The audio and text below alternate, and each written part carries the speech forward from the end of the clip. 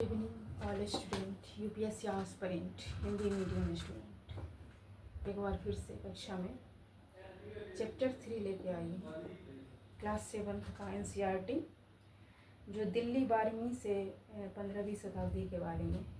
और चैप्टर जब ख़त्म होगी तब लास्ट में कुछ फैक्ट्स बताऊंगी कि कौन से राजा कितने साल तक शासन किए थे। So let's go ahead.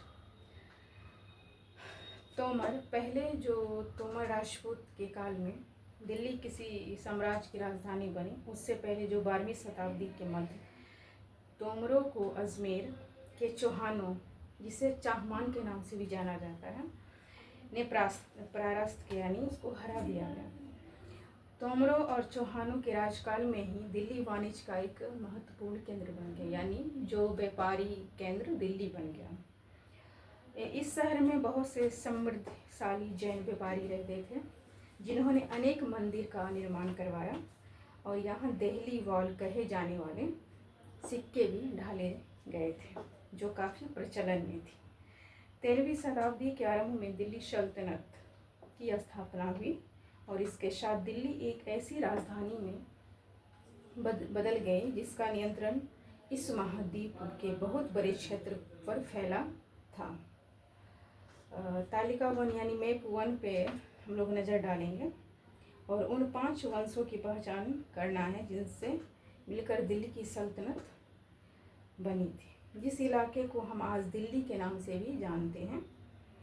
वहाँ इन सुल्तानों के अनेक नगर बसाए गए थे। सो मानचित्र को देखकर देहली ए कुहाना, शीरी और जहाँपना को पहचानना है। सो दिल्ली के अलग अलग नाम से जाना जाता है, जो भी कॉलोनी है या जगह है। Look at this picture. मानचित्र फर्स्ट, यहाँ फिरोज़ाबाद है, इसके बॉटम नीचे में फिरोज शाह कोटला, जो यमुना नदी के किनारे पुराने मार्ग पे स्थित है। और ये हौस खास है, दिल्ली में ही है। ये सीरी है, ये जहाँपना है, ये दिल्ली और कुहना, ये यहाँ पे ठीक नीचे बॉटम में तुगलकाबाद और आदिलाबाद, ये सारे दिल्ली में ही जगह का नाम है। ये कुतुब मीनार है और Hauz e Sultani. So look at this picture. So आगे बढ़ते हैं। सुल्तानों के अधीन दिल्ली, जो दिल्ली थे वो सुल्तानों के अधीन थे, यानी सुल्तान उस पर राज करते थे। इतिहास। तारीख एक वचन और त्वारिख बहुवचन, जिसको फारसी में लिखे गए थे। फारसी में ये त्वारिख के नाम से जाना जाता है, जो सुल्तान के शासनकाल में प्रशासन की भाषा फारसी में लिखा गया था। त्वारिख के लेखक सचिव, प्रशासक, कवि और दरबारियों जैसे सुशिक्षित व्यक्ति होते थे, जो घटनाओं का वर्णन भी करते थे और शासकों का प्रशासन संबंधी सलाह भी देते थे। वे न्यायसंगत शासन के महत्व पर भी बल देते थे। और छोटा सा फैक्ट बताना चाहूँगी न्याय चक्र के बारे में, जो 13वीं सदी में इतिहासकार जो फक ए मुदबिर ने लिखा था, जो राजा का काम सैनिकों के बिना नहीं चल सकता, सैनिक वेतन के बिना नहीं जी सकते। वेतन आता है किसानों से एकत्रित किए गए राजस्व से, मगर किसान भी राजस्व तभी चुकाएंगे जब वे खुशहाल और प्रसन्न होंगे।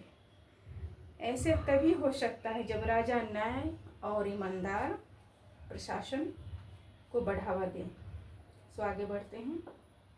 फर्स्ट में त्वारिख के लेखक नगरों में, विशेषकर दिल्ली में रहते थे, गांव में शायद ही कभी रहते थे। सेकंड, वे अक्सर अपने इतिहास सुल्तानों के लिए उनसे ढेर सारे इकराम पाने की आशा में लिखा करते थे। थर्ड, ये लेखक अक्सर शासकों को जन्मसिद्ध अधिकार और लिंग भेद पर आधारित आदर्श समाज व्यवस्था बनाए रखने की सलाह देते थे।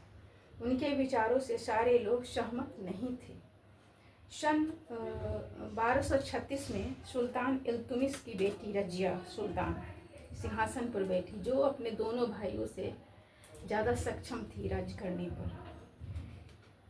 फिर भी इतिहासकार मिन्हाज ए सिराज ने स्वीकारा कि वह अपने सभी भाइयों से, उसने बोला, अधिक योग्य और सक्षम थी, लेकिन फिर भी वह एक रानी के शासक के रूप में मान्यता नहीं दे पा रहा था। दरबारी जन भी उसके स्वतंत्र रूप में शासन करने की अनुमति नहीं देते थे और प्रसन्न भी नहीं होते थे। 1240 में उसे सिंहासन से हटा दिया गया था, क्योंकि एक लड़की थी तो लड़की सिंहासन पे बैठ नहीं सकती, शासन नहीं कर सकती है, जबकि वो बहुत सक्षम थी शासन करने के लिए। सो आज के लिए इतना ही। अगले क्लास में, अगली कक्षा में मैं आगे के चैप्टर लेके आऊँगी। तब तक के लिए till then bye bye, take care, thank you for watching my YouTube channel, like, subscribe and share, thanks.